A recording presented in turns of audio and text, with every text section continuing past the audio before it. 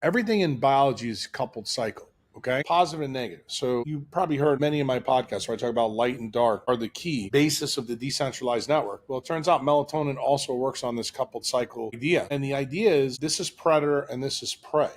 So I want you to think about melatonin as the predator. The YouTube video that you should watch is when we took the wolf out of the Yellowstone National Park. Just by taking the predator out of Yellowstone changed the direction of the rivers. When you hear the leap that I just made for you sounds crazy. But when you actually see how the asymmetric non-collateral things happen, then you begin to go, this is incredible. And when they added the wolf back in, guess what happened? Everything self-corrected. In other words, you didn't need, big pharma chemotherapy or a caterpillar coming in and changing the rivers back. You didn't need any of that. Nature self-corrected because it works on thermodynamic principles. Turns out cancer is the same way. So what am I saying to you? Since your body makes melatonin and you take it exogenously, what do you think happens in the body?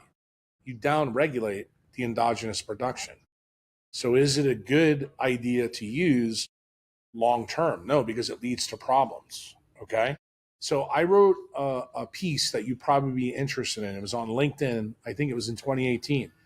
Why have our kids become melatonin junkies? Like every kid is on melatonin from the pediatricians because of guys like you just mentioned. Because he's like, oh, it's so great. The problem is it's so great because he's myopic. He doesn't understand the long-term effects of what this problem can cause. And what does this lead to? Even more mitochondrial diseases.